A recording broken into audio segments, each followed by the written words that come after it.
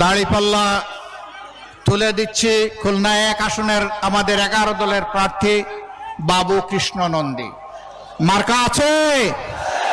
কোন সে মার্কা?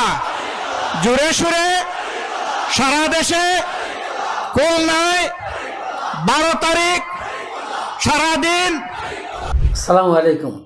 দুনিয়া ডিজিটালের ভোট রঙে আপনাদেরকে স্বাগত জানাচ্ছি। আমাদের চ্যানেলটি ভালো লাগলে সাবস্ক্রাইব করুন, লাইক শেয়ার দিন এবং অনুগ্রহ করে বেল বাটনটি ক্লিক করে আপনার সাথে আমাদেরকে যুক্ত থাকার সুযোগ করে দিন।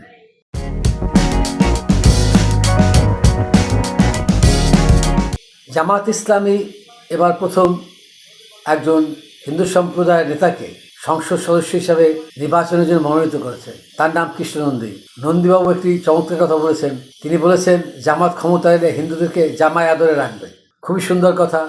সংখ্যালঘু সম্প্রদায়কে যে কোনো মুসলিম রাষ্ট্রে, মুসলিম সংঘর্ষ রাষ্ট্রে তাদেরকে রাষ্ট্রের আমানত হিসেবে দেখা হয় এবং তাদের জানমালের নিরাপত্তা দেওয়া রাষ্ট্রের দায়িত্ব হিসেবে বিবেচনা করা হয়।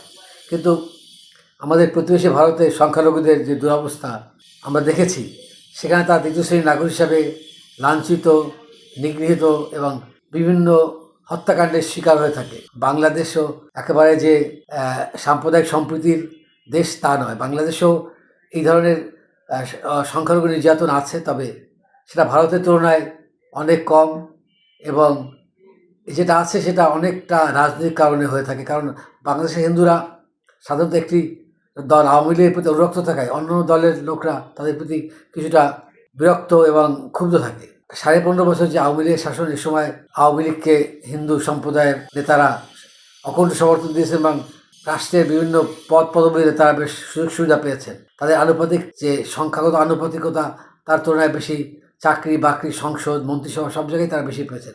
যে কারণে আওয়ামী লীগ চলে যাওয়ার পর কিছু বিচ্ছিন্ন ঘটনা ঘটেছে, কিন্তু সেটা যে মাত্রায় আওয়ামী লীগ আশঙ্কা করেছে সে মাত্রায় নয়। তবুও একটি ঘটনাও হওয়া উচিত নয়, কারণ প্রত্যেকটা নাগরিক, বাংলাদেশের প্রত্যেকটা নাগরিকের সমান অধিকার রয়েছে এবং তাদের অধিকারকে সমুন্নত রাখা, সংখ্যালঘু সম্প্রদায়ের অধিকার রক্ষা করা সংখ্যালঘু সম্প্রদায়ের নৈতিক দায়িত্ব।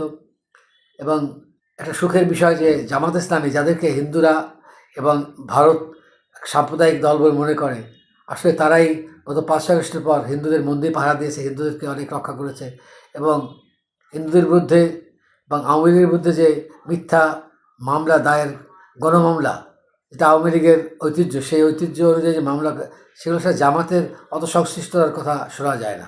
যাই হোক, গত মঙ্গলবার 27 জানুয়ারি খুলনা সার্কিট ময়দানে জামাত ইসলামের জনসভায় কৃষ্ণ নন্দী বলেন, জামাত টাকা দিয়ে ভোট কেনে না, টাকা দিয়ে গরু ছাগল বিক্রি হয়। একটি দল বস্তার মুখ খুলে দিয়েছে, আপনার টাকায় ভোট বিক্রি করবেন না। কৃষ্ণ নন্দীকে ধন্যবাদ। তিনি রাজনীতিতে নতুন এক যুগের সূচনা করেছেন। আমরা আশা করব সকল দলই সংখ্যালঘুদের সম্প্রদায়কে সমানভাবে তাদের সদস্য করবে এবং তাদেরকে রাজনীতির মূলধারায় নিয়ে আসবে। তাহলে সংখ্যালঘু সম্প্রদায়ের পক্ষ থেকে বঞ্চিত হওয়ার, বঞ্চনার অভিযোগ আর শোনা যাবে না। তারা রাষ্ট্রের নাগরিক হিসেবে তাদের পূর্ণ দায়িত্ব পালন করতে পারবেন এবং তাদের সমস্ত প্রতিভার বিকাশ ঘটাতে পারবেন এবং তারা কখনোই বঞ্চিত বোধ করবে না। তাদেরকে কেউ কটু কথা বলার সুযোগ পাবে না।